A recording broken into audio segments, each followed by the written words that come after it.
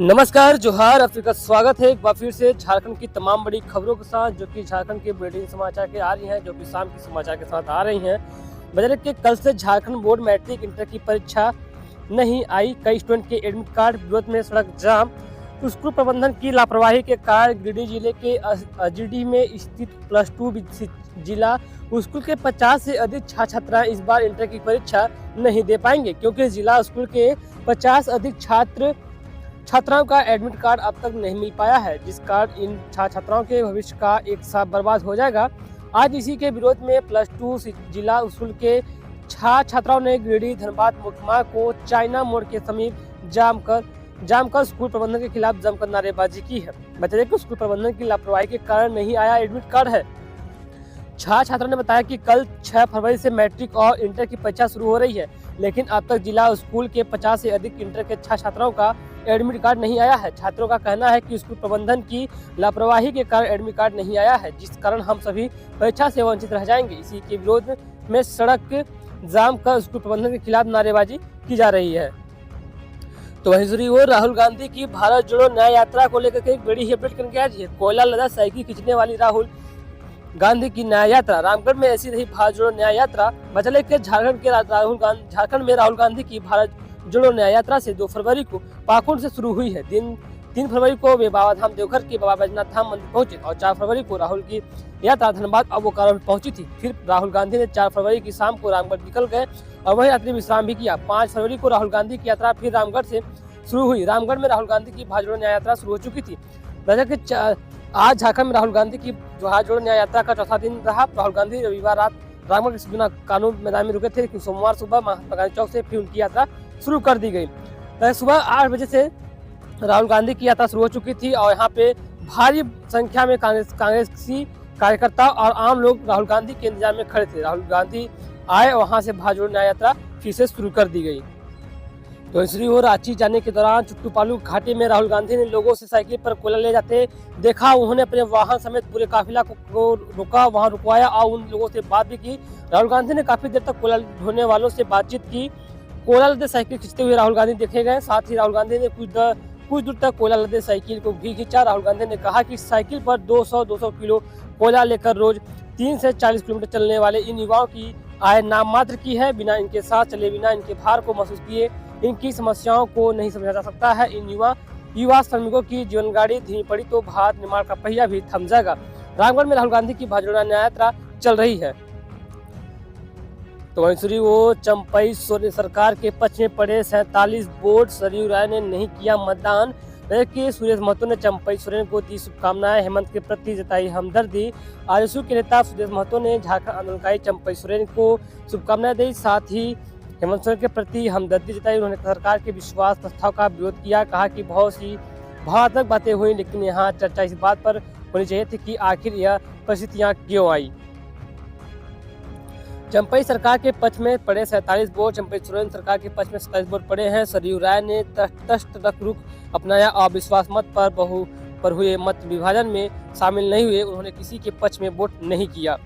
तो दूसरी ओर आलमगीर आलम ने रखा मत विभाजन का प्रस्ताव। बजी घंटी। कांग्रेस के नेता और चंपई सोरेन सरकार में मंत्री आलमगीर आलम ने विधानसभा में मत विभाजन का प्रस्ताव रखा। इसके बाद स्पीकर रविन्द्र महतो ने घंटी बजाने का निर्देश दिया। तो दूसरी ओर हेमंत सोरेन की क्रिमिनल याचिका पर हाईकोर्ट में दाखिल याचिका। झारखंड मुख्यमंत्री हेमंत सोरेन की ओर से दाखिल क्रिमिनल याचिका पर सोमवार को झारखंड हाईकोर्ट को सुनवाई हुई। कोर्ट में प्रतिनिधि ईडी को 9 फरवरी तक दाखिल करने के लिए कहा गया है। इसके साथ ही केस की सुनवाई की नई तारीख को मुकर्रर कर दी गई है। कोर्ट ने कहा कि अगली सुनवाई 12 फरवरी को होगी। हेमंत सोरेन ने अपनी तारीख को हाईकोर्ट में चुनौती दी थी। उनकी इसी याचिका पर झारखंड हाईकोर्ट के acting chief justice S Chandrashekhar और जस्टिस ए.के. राय का पीठ में सुनवाई हुई। दूसरी ओर झारखंड के सहायक अध्यापक पार्थ शिक्षकों के लिए एक बड़ी खबर लेकर के आ रही है। जाते हैं झारखंड के सहायक अध्यापक पार्थ शिक्षकों के मानदेय को लेकर एक बड़ी खबर। झारखंड राज्य परियोजना कार्यालय के द्वारा आज सहायक अध्यापकों का जनवरी माह का मानदेय का डाटा अपलोड करने का निर्देश दे दिया गया है। सभी जिला की अगुआ साथी दिनांक 7 फरवरी 2024 तक राज्य के पोर्टल पर स्कीम कोड 164 PFMS पर अपलोड करना सुनिश्चित करें। बचाने के झारखंड के साथियों को सूचित कर दिया गया है कि जल्द से जल्द अपना डाटा अपलोड कर दें, जिससे कि 7 फरवरी तक का लास्ट डेट दिया गया है। इसके बाद ही आप लोगों का मानदेय स्वीकृत कर दिया जाएगा और आपका मानदेय आने की पूरी संभावना नजर आ रही है, जो कि झारखंड के सहायक अध्यापक पार्थ शिक्षकों का मानदेय की बात सामने आ रही है। काफ़ी समय से पार्थ शिक्षकों का मानदेय को लेकर बड़ी खबर लेकर के आ रही थी। तो दूसरी ओर कल से झारखंड बोर्ड मैट्रिक और इंटर की परीक्षा होने जाने वाली है, इसमें कि एडमिट कार्ड नहीं आने पर छात्रों ने किया सड़क जाम। वैसे कि कल 6 फरवरी से झारखंड बोर्ड की मैट्रिक और इंटर की परीक्षा शुरू हो रही है, लेकिन अब तक कई छात्र ऐसे हैं जिन्हें एडमिट कार्ड नहीं मिला है। गिरिडीह में एडमिट कार्ड नहीं मिलने से नाराज 50 से अधिक इंटर के छात्र छात्राओं ने सड़क जाम कर दिया। +2 से जिला स्कूल के 50 से अधिक छात्र छात्राओं का एडमिट कार्ड नहीं आया है, जिसकी वजह से सभी ने चक्का जाम कर दिया। हेमंत सोरेन की याचिका पर हाईकोर्ट में सुनवाई। ईडी को मिला जवाब दाखिल करने का समय। हेमंत सोरेन की गिरफ्तारी को चुनौती देने वाली याचिका पर झारखंड हाईकोर्ट में आज 5 फरवरी को सुनवाई हुई। अदालत ने ईडी को 9 फरवरी तक जवाब दाखिल करने का समय दिया है। मामले की अगली सुनवाई की तिथि 12 फरवरी दी गई है। जस्टिस अरुण कुमार राय बने झारखंड हाईकोर्ट के नए न्यायाधीश। जस्टिस अरुण कुमार राय झारखंड हाईकोर्ट के नए न्यायाधीश बने हैं। एक्टिव चीफ जस्टिस न्यायाधीश इस पर चंद्रशेखर ने इनको शपथ ग्रहण कराया। झारखंड विधानसभा का बजट सत्र 23 से होने की संभावना है। झारखंड विधानसभा का बजट सत्र 23 फरवरी से शुरू होने की संभावना है। सरकार ने इसको लेकर तैयारी शुरू कर दी गई है। सत्र के दौरान मुख्यमंत्री हेमंत सोरेन मंत्री व विधायकों के साथ चर्चा करेंगे। संसदीय कार्य मंत्री आलमगीर आलम ने कहा कि सरकार 23 से सत्र बुलाने पर विचार कर रही है। विधानसभा का बजट सत्र 9 फरवरी से होने वाला है। इसे राज्यपाल के आदेश के बाद विलोपित कर दिया जाएगा। ऐसे में सत्र के लिए 14 दिन का समय चाहिए। सरकार सभी प्रावधानों को ध्यान रखते हुए इस पर विचार कर रही है। इससे पहले मंत्रिमंडल विस्तार हो जाने की भी संभावना नजर आ रही है। तो दूसरी ओर कार्यक्रम को लेकर आज से 9 फरवरी तक भारी वाहनों का संचालन बंद कर दिया गया है। राजभवन के समक्ष आज झारखंड आंदोलनकारियों का प्रदर्शन। राज्यपाल के नाम सौंपे मांगे पत्र। झारखंड आंदोलनकारी संघर्ष मोर्चा द्वारा 5 फरवरी को झारखंड अलग राज्य के आंदोलनकारियों ने जेल जाने की बाध्यता को समाप्त करने और राजगठन की तिथि से समान रूप से समान पेंशन, राजकीय मान सम्मान, अलग पहचान, नियोजन, स्वाभिमान, अस्तित्व, अस्मिता की रक्षा के सवाल को लेकर राजभवन के समक्ष प्रदर्शन किया जाएगा। इसमें हजारों झारखंड आंदोलनकारी परंपरागत वाद्य यंत्रों और परंपरागत शस्त्र के साथ राजभवन के समक्ष प्रदर्शन किए हैं। यह जानकारी झारखंड के आंदोलनकारी संघर्ष मोर्चा के संस्थापक सह प्रधान सचिव पुष्पा महतो ने दी। उन्होंने बताया कि आंदोलनकारी राज्यपाल के नाम मांग पत्र सौंप रहे हैं। यह प्रदर्शन सुबह दिन के 11 से शुरू हो चुका था और शाम को 4 बजे तक इसे समाप्त कर दिया गया। वहीं दूसरी ओर आज तक के एंकर के खिलाफ SC/ST का केस दर्ज। जमशेदपुर प्रदेश के पूर्व मुख्यमंत्री हेमंत सोरेन के खिलाफ डिप्टी करने के मामले में परसुडी शंकरपुर निवासी व झारखंड अखिल भारतीय SC/ST एकता मंच के प्रदेश महासचिव दुर्गाचरण सोरेन ने बिरसानगर SC/ST थाना में आज तक न्यूज चैनल की एंकर सुधीर चौधरी के खिलाफ केस दर्ज कराया गया है। प्राथमिक बताया गया है कि 31 जनवरी को न्यूज चैनल में विश्लेषण के दौरान हेमंत सोरेन के खिलाफ आपत्तिजनक टिप्पणी की गई थी और सुधीर चौधरी के टिप्पणी से वे काफ़ी आहिस्ते थे। पुलिस के अनुसार केस दर्ज कर दिया गया है। तो दूसरी ओर हेमंत सोरेन ने कहा कि आज कहीं ना कहीं मुझे लगता है कि बाबा भीमराव अम्बेडकर को लेकर के एक बड़ी बात सामने आ रही है। चले कि विधानसभा में हेमंत सोरेन में आंसू नहीं बहाऊंगा। 30 जनवरी को देश के इतिहास में एक काला कानून होगा।